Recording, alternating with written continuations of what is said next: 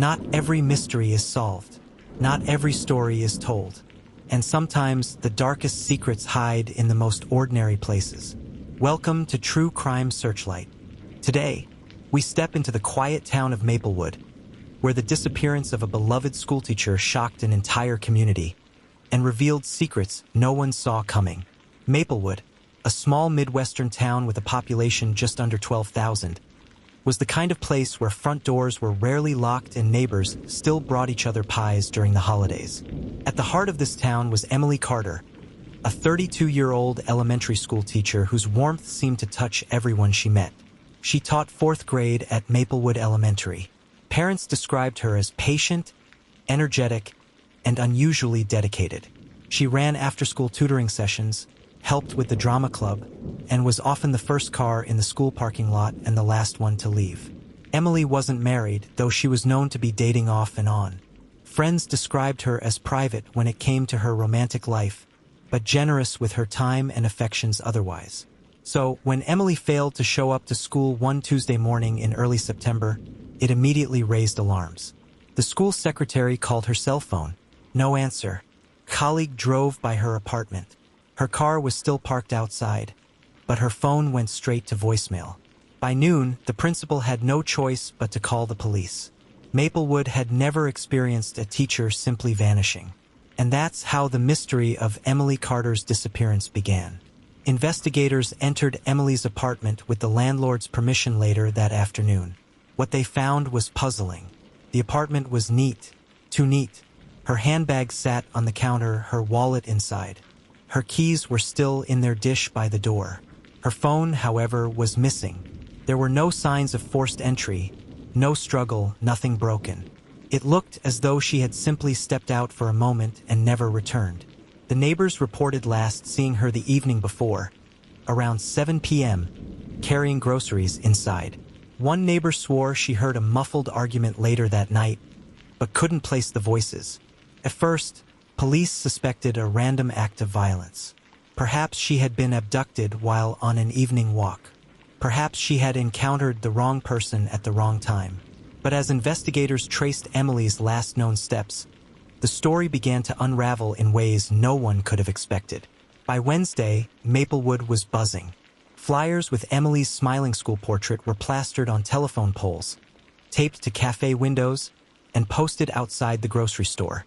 Parents organized search parties.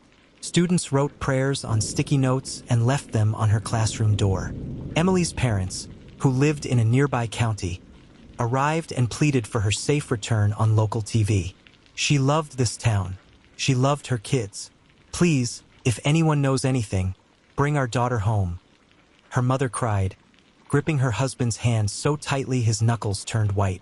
The sheriff's office held daily press conferences, assuring the community they were pursuing every lead. But beneath their calm exterior, detectives were wrestling with disturbing inconsistencies. When investigators subpoenaed Emily's phone records, a pattern emerged. In the weeks leading up to her disappearance, she had exchanged hundreds of late-night texts and calls with a number registered to David Miller, a married father of two whose children attended Maplewood Elementary. David, 41, was a respected contractor in town. He was also married to Sarah Miller, a PTA board member and close acquaintance of Emily's. The discovery raised eyebrows. To friends and parents, Emily had always been careful to maintain professional boundaries. But the messages between her and David painted a different picture. The texts revealed an ongoing romantic affair that had started in the spring. In one exchange, just days before Emily vanished, David wrote, "We can't keep this secret forever. Sarah's starting to ask questions." Emily replied, "Then maybe it's time the truth comes out." The revelation shocked the town. How could the beloved teacher who shaped their children's futures be entangled in such a dangerous relationship? Investigators reconstructed Emily's final evening through phone pings and security cameras. After picking up groceries around 6:30 p.m., she went home. At 8:14 p.m., she called David. The call lasted 23 minutes. At 8:40 p.m., she texted her friend, writing only, "Big changes ahead. I need to tell you everything soon." That was the last outgoing message from her phone. By 9 p.m., her device went dark. Detectives questioned David Miller, who admitted to the affair but denied seeing Emily that night. He claimed he was home with his wife and children. His alibi seemed intact. Sarah supported his story. But then came the twist.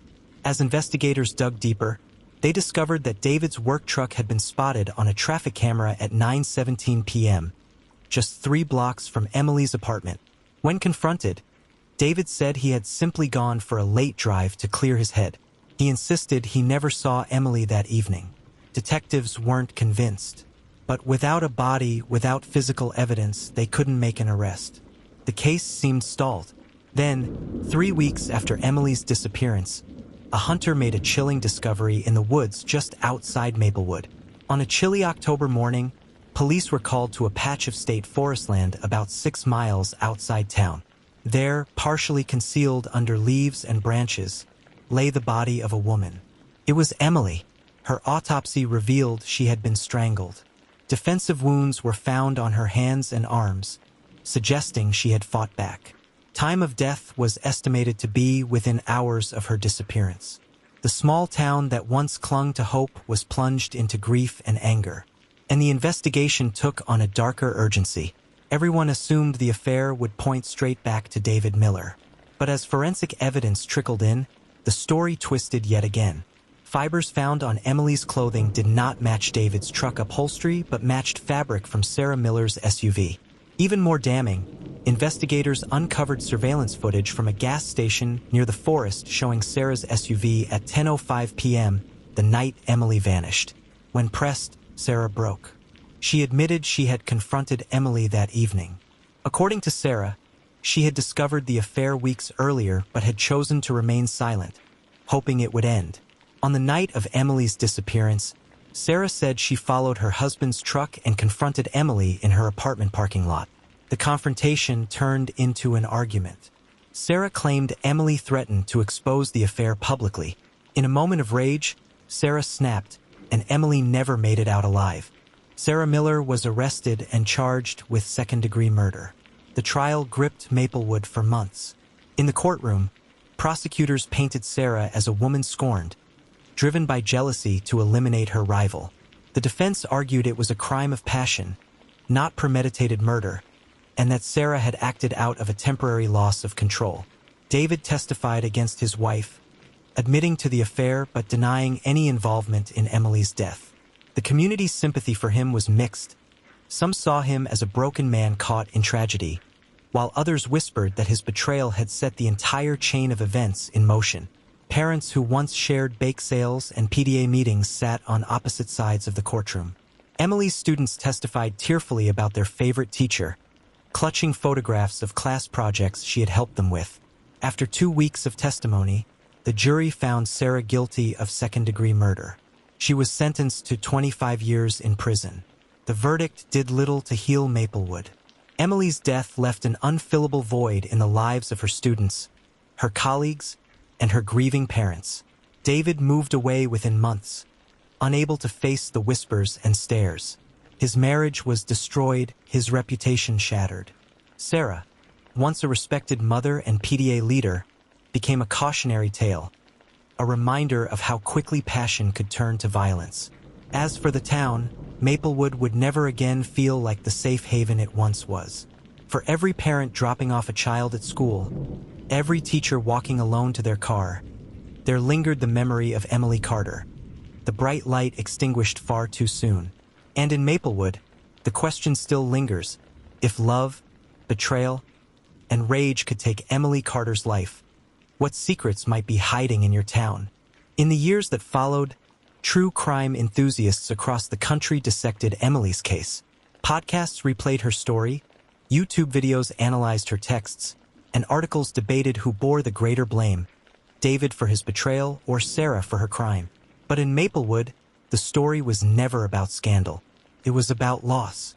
A loss that reminded the town of how fragile trust could be, how darkness could creep into even the safest corners, and how sometimes the enemy wasn't lurking in the shadows. It was sitting across from you at the PTA table.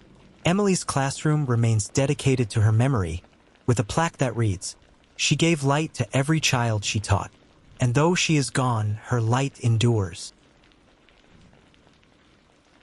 This has been True Crime Searchlight, where we shine light on the darkest mysteries, the forgotten victims, and the secrets that hide in plain sight.